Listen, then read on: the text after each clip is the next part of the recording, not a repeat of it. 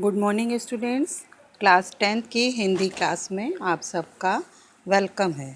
पिछली क्लास में मैंने आपको रचना के आधार पर वाक्य भेद के दूसरे प्रकार संयुक्त वाक्य के बारे में बताया था।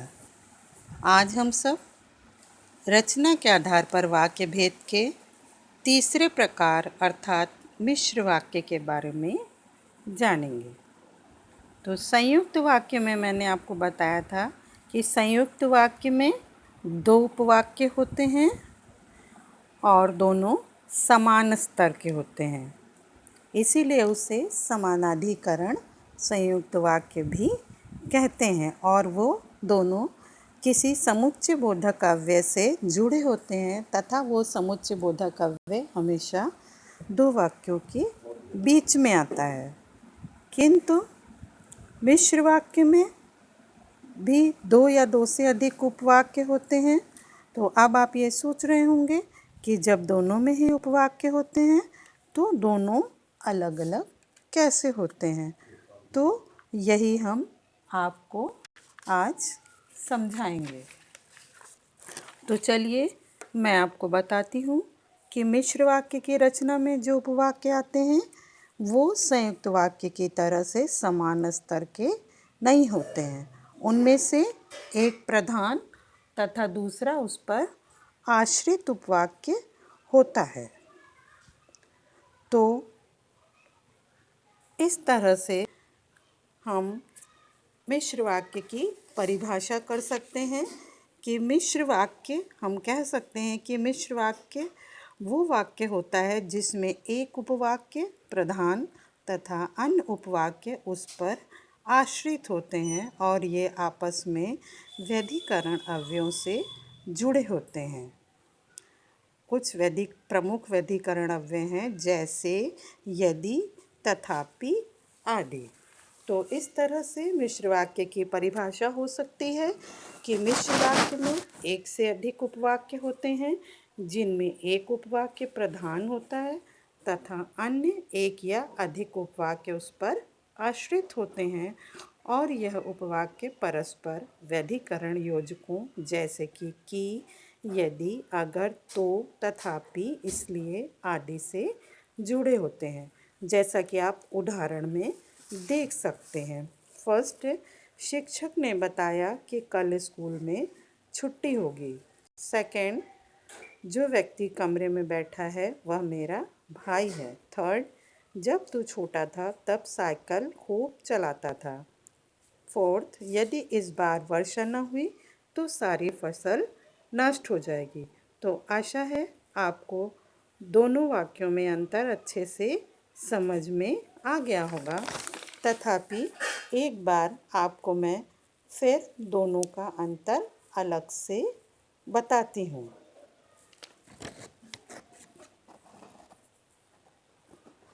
जैसे कि संयुक्त वाक्यों में जहाँ प्रत्येक उपवाक्य स्वतंत्र होता है वहीं मिश्र वाक्यों में एक उपवाक्य तो स्वतंत्र होता है तथा शेष उपवाक्य स्वतंत्र उपवाक्य पर आश्रित रहने के कारण आश्रित उपवाक्य कहलाते हैं। स्वतंत्र उपवाक्य को प्रधान उपवाक्य या मुख्य उपवाक्य भी कहते हैं और आश्रित उपवाक्य को गौड़ उपवाक्य भी कहते हैं। अब मैं आपको दोनों में अंतर अच्छे से कुछ उदाहरण के माध्यम से बताऊंगी। जैसे आप देख सकते हैं कि फर्स्ट एग्जाम्पल, मैं उस लड़की से मिला था जिसकी किताब खो गई। इसमें प्रधान वाक्य के नीचे जो वाक्य लिखा है मैं उस लड़की से मिला था ये मुख्य उपवाक्य है और जिसकी किताब खो गई थी ये आश्रित उपवाक्य है, क्योंकि इससे ये पता नहीं लगता अगर प्रधान वाक्य नहीं होता कि आश्रित उपवाक्य में क्या कहा जा रहा है, किसकी किताब के बारे में बात हो रही है। तो आश्रित उपवाक्य का अर्थ समझने के लिए मुख्य उपवाक्य का होना ज़रूरी है। दूसरा उपवाक्य, मैंने वही मकान ख़रीदा जहां आप रहते हैं। इसमें भी आप देखेंगे कि केवल जहां आप रहते हैं से कोई आशय प्रकट नहीं होता है। जहाँ का उत्तर हमें चाहिए होता है। तीसरा उपवाक्य है, पिताजी ने मुझसे कहा कि वे बहुत बीमार हैं। इस तरह से हम देखते हैं कि मिश्र वाक्य के उपवाक्य ज़्यादातर कि, जो, जहाँ, जब, तब तो, अगर तो आदि समुच्चयबोधक अवयवों से जुड़े रहते हैं। मिश्र वाक्य और संयुक्त वाक्य में एक अंतर ये भी है कि जहाँ पर जो संयुक्त वाक्य है उसमें जो समुच्चयबोधक अव्यय है वो केवल बीच में आ सकता है, लेकिन मिश्र वाक्य में जो आश्रित उपवाक्य है वो कहीं भी आ सकता है। वाक्य के आरंभ में भी आ सकता है, मध्य में और अंत में, तीनों ही स्थानों पर आ सकता है। तो उस हिसाब से समुच्चयबोधक अव्यय भी प्रारंभ में, मध्य में और अंत में आ सकते हैं। जैसे पहला उदाहरण है, जो लड़का यहाँ आया था वह बहुत बीमार है। इसमें आप देखिए, इसमें आश्रित उपवाक्य जो से शुरू हुआ है और ये सबसे पहले आया है। दूसरा उदाहरण, वह लड़का जो कल यहाँ आया था बहुत बीमार है। इसमें आश्रित उपवाक्य बीच में आया है, जो रंगीन आपको दिखाई दे रहा है और जो से जुड़ा हुआ है। तीसरा उपवाक्य, वह लड़का बहुत बीमार है जो कल यहाँ आया था। इसमें आप देख रहे हैं कि आश्रित उपवाक्य जो से जुड़ा हुआ है वो सबसे अंत में आया है।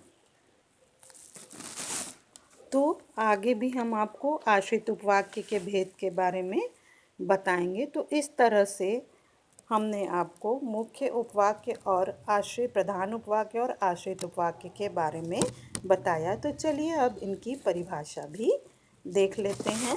तो प्रधान उपवाक्य वो उपवाक्य होते हैं जिसमें वो उपवाक्य स्वतंत्र होता है और उसकी क्रिया मुख्य होती है, उसे ही प्रधान उपवाक्य कहते हैं। जैसे राम ने कहा कि वह नहीं आएगा। इस वाक्य में राम ने कहा प्रधान उपवाक्य है। खा आश्रित उपवाक्य। आश्रित उपवाक्य जिस वाक्य में उपवाक्य स्वतंत्र नहीं होता है, वह मुख्य उपवाक्य या प्रधान उपवाक्य पर आश्रित रहता है, उसे आश्रित उपवाक्य कहते हैं। जैसे राम ने कहा वह नहीं आएगा। इस वाक्य में वह नहीं आएगा आश्रित उपवाक्य है। अब आगे हम आपको आश्रित उपवाक्य के भेद के बारे में बताएंगे कि मुख्य या प्रधान वाक्य तो एक ही होता है, किंतु आश्रित उपवाक्य कई तरह के होते हैं। तो चलिए, आश्रित उपवाक्य अर्थात वो उपवाक्य जो मुख्य उपवाक्य पर आश्रित रहते हैं, जिनके बिना उनका कोई स्वतंत्र अस्तित्व नहीं होता है या वे अधूरे से लगते हैं, उनके बारे में जानते हैं। तो मिश्र वाक्य पे आधारित जो आश्रित वाक्य होते हैं वो तीन प्रकार के होते हैं। पहला है संज्ञा आश्रित उपवाक्य, दूसरा है विशेषण आश्रित उपवाक्य और तीसरा है क्रिया विशेषण उपवाक्य। तो सबसे पहले हम जानेंगे संज्ञा आश्रित उपवाक्य क्या होते हैं। संज्ञा आश्रित उपवाक्य वह होते हैं, और संज्ञा आश्रित उपवाक्यों को जानने से पहले आपको संज्ञा को भी अच्छे से जानना चाहिए। तो एक बार मैं आपको संज्ञा के बारे में भी बता देती हूँ कि किसी व्यक्ति, जैसे कि आप सब संज्ञा जानते ही होंगे कि किसी व्यक्ति, वस्तु, स्थान अथवा भाव के नाम को संज्ञा कहते हैं। तो यदि कोई उपवाक्य मिश्र वाक्य के प्रधान वाक्य में किसी संज्ञा या संज्ञा पदबंध के बदले प्रयुक्त होता है तो उसे संज्ञा उपवाक्य कहते हैं। जैसे रहीम बोला कि मैं कर्नाटक जा रहा हूँ। यहाँ मैं कर्नाटक जा रहा हूँ उपवाक्य प्रधान वाक्य रहीम बोला के कर्म के रूप में प्रयुक्त हो रहा है, अतः संज्ञा उपवाक्य है। संज्ञा उपवाक्य से पहले प्रायः की का प्रयोग होता है। अगर आपको कभी समझ ना आए तो आप ध्यान दीजिए कि जिन वाक्यों में की का प्रयोग होता है वो अधिकतर संज्ञा उपवाक्य होते हैं। अब हम आपको संज्ञा उपवाक्य के बारे में विस्तार से बताते हैं। तो वाक्य में रंगीन गौड़ या आश्रित वाक्य में आए संज्ञा पदबंध को जो वाक्य स्थानापन्न कर सकते हैं वो संज्ञा उपवाक्य कहलाते हैं। अर्थात वाक्य में जहाँ जहाँ संज्ञा पदबंध आ सकता है वहाँ वहाँ इस प्रकार के उपवाक्य आ सकते हैं। जैसे शीला ने मुझसे कुछ कहा, कुछ संज्ञा पदबंध है। और शीला ने मुझसे एक बात कही, ये भी संज्ञा पदबंध है। तो उपवाक्य में संज्ञा का कार्य करते हैं या संज्ञा बंध के स्थान पर प्रयुक्त हो सकते हैं। वही उपवाक्य संज्ञा उपवाक्य कहलाते हैं और ज़्यादातर ये की समुच्चयबोधक अव्यय से जुड़े रहते हैं, परंतु कभी कभी की का लोप भी हो सकता है, किया जा सकता है। जैसे मुझे मालूम था कि वह नहीं आएगा, और इसे इस तरह भी बोला जा सकता है कि मुझे मालूम था नहीं आएगा। यहाँ पर की का लोप हो रहा है। ऐसा क्यों हो रहा है? क्योंकि ये प्रारंभ में आ गया है तो उसमें की आवश्यकता नहीं पड़ रही है। दूसरी विशेषता संज्ञा उपवाक्य की होती है कि ये कर्ता और कर्म दोनों के स्थान पर आ सकता है। कर्ता के स्थान पर मेरा डर था कि वह बीमार होगी, सच निकला। कर्म के स्थान पर पिताजी ने कहा था कि वे कभी झूठ नहीं बोलते। ओके स्टूडेंट्स, अब आज की क्लास समाप्त होती है।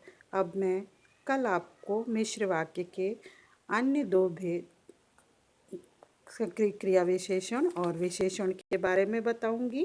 तो इसे आप थोड़ा सा पढ़ कर आइएगा तो आपको अच्छे से समझ में आएगा। आपके प्रैक्टिस के लिए मैं आपको कुछ क्वेश्चन आंसर और एक्सरसाइजेस दे रही हूँ। उसे एक रजिस्टर बनाकर उसमें करिएगा और जो समझ में ना आए उससे पूछिएगा। Okay, take care and stay home.